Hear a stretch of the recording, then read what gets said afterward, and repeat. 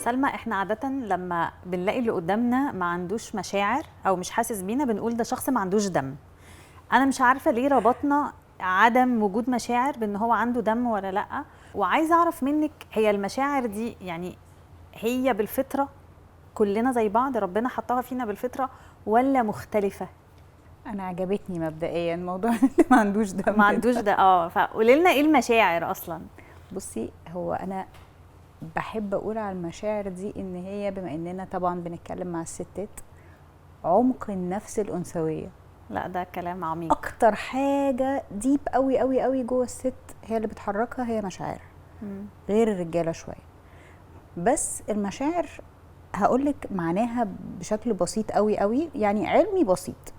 هي استجابات نفسيه بتحصل نتيجه تفسيرنا للمواقف اللي بتحصل، لكن ما بتبقاش هي اول حاجه، مش هي اللي بتطلع الاول. يعني انا مش بزعل فبفكر انا زعلانه ليه، انا لا، انا بيبقى عندي فكره معينه خدتها عن موقف معين، فسرته بطريقه معينه، بناء على ده انا حسيت احساس معين. ايوه اوكي. فهي الترتيبه بتيجي من فكرتي او تفسيري للموقف، بناء عليها بستجيب نفسيا بمشاعر. طب بس ده كلامك ده معناه انه مشاعرنا لنفس الموقف ممكن تكون مختلفة من شخص للتاني؟ اكيد، بناء على هو شاف الموضوع ازاي، بناء على الكور بيليفز اللي عندي، ان هي مختلفة عن اللي عندك، مختلفة عن اللي عند فلان، عن اللي عند كذا.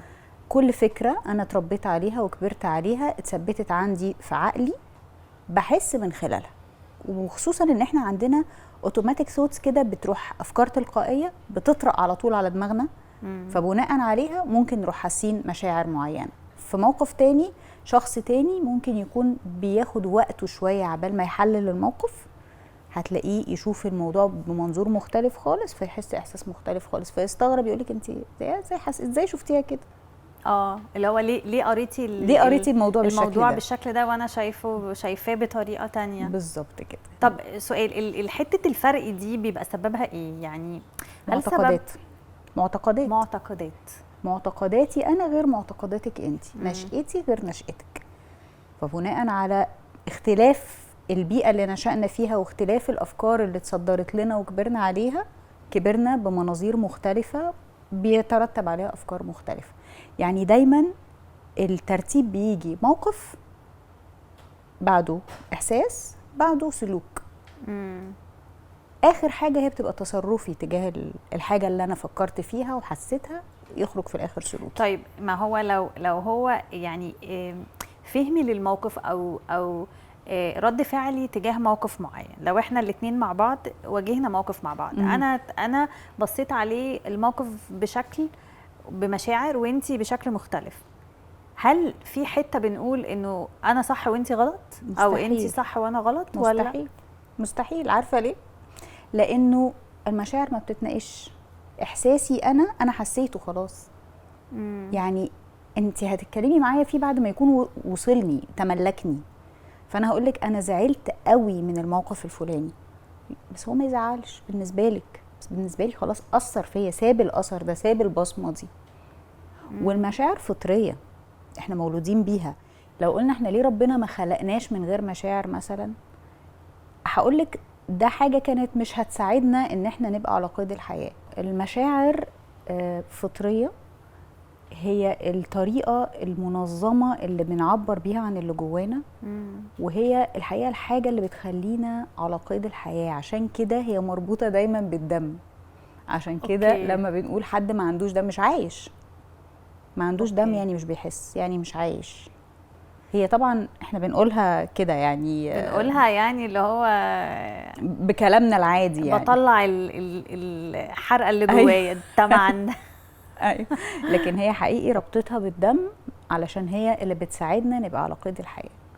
طيب دلوقتي احنا بننبسط قوي نعيط، نزعل قوي نعيط، وكأن الإحساس أو المشاعر اللي بتجيلنا دي هي اللي متحكمة فينا، مش احنا اللي متحكمين فيها.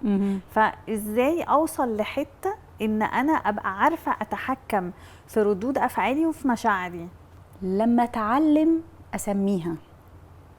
يعني احنا عندنا كم من المشاعر رهيب، اقولك ان هما ممكن يتعدوا 100 نوع من المشاعر.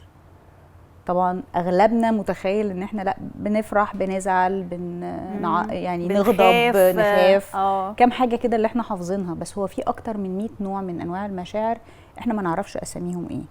فلما يكون عندي وعي عاطفي هتعلم يعني ايه انه في سورس للمشاعر. يعني انا ممكن مثلا اكون في حاله غضب، في بيك الغضب مثلا. الغضب ده لو رجعت لاصله هلاقي انه اصله عشان انا خايفه، فالخوف حركني تحرك مختلف عن الخوف اللي هيحركك. مثلا انا لما خفت ظهرت عندي ثوره غضب. انتي لما هتخافي ممكن ده يظهر عندك في رعشه، في عرق زياده، في قلق، نوع من انواع دي صور للقلق، انك تعرقي، انك تترعشي، انك توتري، انك تصدعي، يعني في شويه سيمتومز كده. مش ضروري خوفك هيظهر زي خوفي.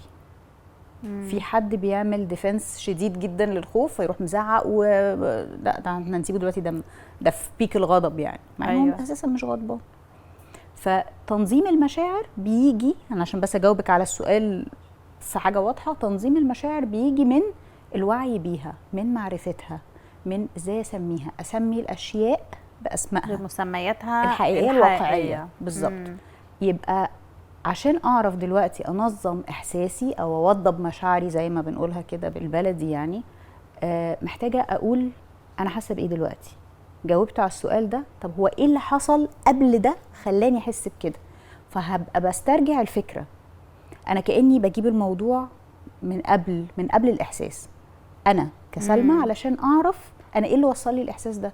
طب هل انا لما حسيت بكده احساسي ده مناسب للموقف، ولا انا كنت زياده، ولا الموقف ما كانش عايز الاحساس ده اصلا؟ يعني انا ممكن احس ان انا حسيت بغيره شديده جدا، طب هو ايه اللي حصل خلاني اغير؟ موقف معين مثلا، طب انا هرجع، انا بكلم نفسي، طب هو الموقف ده كان محتاج ان انا اغير؟ هو انا غيرت ليه؟ ما كانش عندي ثقه كافيه في نفسي، حسيت ان انا اقل من ان انا اكون في الموقف ده، حسيت ان حد بيحاول يعلي عليا او يحطني في صوره مش لذيذه، فانا خفت على شكلي، خفت على نفسي، فاخدت موقف. فانا عملت ايه كده؟ حللت الموقف كله من اوله لاخره. فهمتيني؟ طيب انت كده كلمتينا في ان انا بفكر عشان يبقى برضو عندي وعي بمشاعري دي، وعي عاطفي. وعي عاطفي. طيب في بقى حته معلش عشان نعرف ازاي ننظم ده. الستات بيتقال دايما عليهم كلمه كده، او بقى ليهم ليبل، دي هرموناتها، دي هرمونات. يعني اللي هو ايه، انت منفعله، انت بتاع هرمونات. فبقت تتقال كمان بتريقه، والرجاله حبايبنا بيستغلوا هذه الكلمه علشان ايه؟ يستغلوا المعلومه، يا اما تبرير علشان يفوتوا لنا، او انه عارفه زرار بندوس عليه. ايوه. ازاي اعرف انظم نفسي، يعني انظم مشاعري؟ انت دلوقتي كلمتيني عن، او انت فهمتيني ازاي ابقى واعيه بيها، انظمها ازاي فما بقاش بطلع الطلعات الفلتة دي اللي هي مش مفهومة وغير مبررة. بصي، موضوع الهرمونات حقيقي صراحة يعني هيجي علينا وقت هي اللي هتتحرك وهي اللي هتبقى في الصدارة، وهبقى مش فاهمة مالي النهاردة، وهو انا مودي قالب وهو انا كده، فاستحملوني. ايوه. فاحنا ممكن نتحمل بعض بتقلباتنا المزاجية، باندفاعاتنا احيانا، بسوء تقديرنا للمواقف احيانا تانية، بس الفترة محتملة للكل، كلنا اللي لازم هي يعني برضو الفترة المحتملة دي اللي هي قد ايه؟ علشان برضو يعني انا مش، يعني انا ست وكل حاجة، بس لازم يبقى انا ابقى واعية ان انا ما زودهاش، طب والطرف الاخر يبقى واعي انه خلاص هو احنا اخرنا الوقت ده. عارفة امتى هتبقي واعية؟ لما تعرفي انت التقلبات اللي عندك دي ليه، انت كليليان تبقي عارفة انا ايه مشكلتي، هو انا متضايقة من فلان علشان عمل الموقف الفلاني فانا ده رد فعلي، ولا انا عندي تقلبات مزاجية بسبب حاجات فسيولوجية فانا برضو ده هديها وقتها، ولا انا في موقف دلوقتي مأثر عليا، عندي حالة فقد، عندي حالة حزن، عندي حالة اي حاجة من الحاجات الطارئة اللي بتحصل في الحياة ضغط عليا وتعباني فمغيرة مودي، فمخلياني مش في حالتي الطبيعيه، فمخليه مشاعري طالعه السلبي اكتر من الايجابي. والمشاعر ما فيهاش مشاعر حلوه ومشاعر وحشه، فيها مشاعر ايجابيه ومشاعر سلبيه، والاتنين ليهم نفس القدر. يعني معترف بدي زي ما معترف بدي، يعني ما ينفعش اقول ان المشاعر السلبيه دي مشاعر سيئه، هي بس بتودي تفاصيلي وسلوكي والطريقه اللي بتعامل بيها لشكل مختلف شويه. المشاعر السلبيه دي اللي هي زي ايه؟ زي الغضب، زي الحزن، زي الغيره طبعا. كل ما هو مؤذي ليا بيجرح وبيسبب مثلا وبيسبب مثلا يعني يعمل فاصل بيني وبين الشخص اللي قدامي، صح كده؟ بالظبط. اوكي. طب سلمى، ازاي انا في وسط الموقف ابقى عندي الادراك ان انا لازم اوقف نفسي دلوقتي، لانه دي مش سهله. ان انا ابقى جوه موقف وعندي احساس بحاجه معينه وليكن شعور سلبي، واعرف اتحكم ان انا لازم اوقف نفسي دلوقتي. ممكن نتفق على انه مفيش زرار عند حد. مفيش اوقف نفسي دلوقتي، في امرن نفسي مع الوقت ان انا اعرف اكونترول غضبي، اكونترول فرحتي. على فكره يعني انا ممكن ادي الموقف اكتر من حقه بكتير قوي في الفرح، مع انه هو اوكي جميل، بس ما يستحقش كل ده. عياط بقى بزياده، ما أنا نفرح نعيط، نفرح نعيط، نزعل نعيط. فكل حاجه بنتعلم مع الوقت واحنا بنديرها، لانه خلي بالك اداره المشاعر دي مكتسبه مش فطريه. المشاعر فطريه، وجودها فطري يعني مولودين بيها، انما ادارتها مكتسبه، بنتعلمها وبنتمرن عليها، ولما نتمرن عليها ونتقنها هنعرف نعملها بمنتهى السهوله. هعرف ان انا دلوقتي مع موقف ضاغط انا مش هصدر اي رد فعل. طب مش هيتقال يعني لو انا في وسط موقف ضاغط وانا خلاص مرنت نفسي وبقي عندي الوعي ان انا هتحكم في مشاعري وما عملتش رياكشن، عشان انا كده هبقى شخص بارد، واللي قدامي ده هيحس ان انتي مش بتحسي او انتي مستفزه، لانه ده بيحصل. احنا بنتكلم على احساس الشخص التاني، صح؟ طيب ولو ردينا، خلينا نشوف بقى من زاويه تانية. ايوه. لو ودينا الموضوع لناحيه تانية، ان انتي عملتي رد فعل مندفع جدا مساوي للي صدر منه، حريقه بقى، هيبقى الحكم عليكي ان انتي عصبيه جدا مندفعه وكده، ومندفعه وما صبرتيش، ما فهمتيش، اصلك فهمتي غلط. ولا هيتقال انه ليليان في المواقف دي ما بتردش دلوقتي، سيبوها شويه. تهدى. انهي حاسه انهي؟ لا طبعا مزبوط. التاني. شكرا. بصي يا سلمى، طبعا احب ابقى في الموقف التاني اللي هو الحد الهادي الواعي اللي ساكت اللي هيفكر قبل ما يتصرف، بس اوقات كتيره المواقف اللي هي بيحصل فيها رد الفعل ده الطرف التاني بياخد فكره انه انت شخص ضعيف، انت مش عارفه تردي، مش عارفه اخد حقي. يعني في ناس بتحس انه لا انا هرد وانا هجيب حقي، ولو انا سكت دلوقتي ده يعني ده شخص هيحس ان انا بقى مش عارفه اتكلم، ملطشه. طب سمعتي عن مصطلح ضبط النفس قبل كده؟ طبعا. طب ضبط النفس ده هو معناه ان انا شخص عارف حقوقي كويس جدا، وعارف المفروض اقول ايه في الوقت ده كويس جدا، ولكني قررت اني هأجل رد فعلي لوقت معين. اوكي، تأجيل رد الفعل في حالة زي لو ضربنا مثال بالغضب، ما هو إلا إدارة للموقف. فأنا لما عملت إدارة جيدة للموقف معناها إنه أنا قدرت أتحكم في مشاعري أنا أولا، وسبت الطرف التاني يخوض بالطريقة اللي هو عايزها. مش معنى كده إن أنا هسيب حقي، ومش معنى كده إن الموقف هيعدي، لا، هيبقى فيه رد، بس رد في وقت أنا عارف أتكلم فيه وأخد حقي فيه بشكل كويس، وزي ما بنقول كده أنا اللي هندلته. اوكي. لكن تعبيري عن مشاعري ده لازم هيحصل، والمشاعر لما بنكتمها او نعمل لها ازاحه، والازاحه دي حاجه من الديفنس ميكانيزمز اللي ممكن نستخدمها في حياتنا، ان احنا نبعد شويه الاحساس. دلوقتي مع المشاعر السلبيه هو بيكبرها مش بيبعدها. بمعنى ايه؟ يعني انا دلوقتي واخده موقف منك وعندي حاله غضب شديد قوي منك، معنى ان انا كان عندي شويه ضبط نفس وتحكمت في رد فعلي دلوقتي، مش معناه ان انا مش هعبر لك عن ده في يوم من الايام، لاني لو فضلت ساكته عليه يعني كبته او ازحته او بعدته خالص عن المشهد، لا هو مع اول موقف هيجي مع ليليان تاني ده اول حاجه هتنط في دماغي. وبتهيألي السكوت الكتير ده بيخلق برضه تراكمات. حواجز طبعا. وتراكمات بيني طبعا. وبين الشخص، طبعا.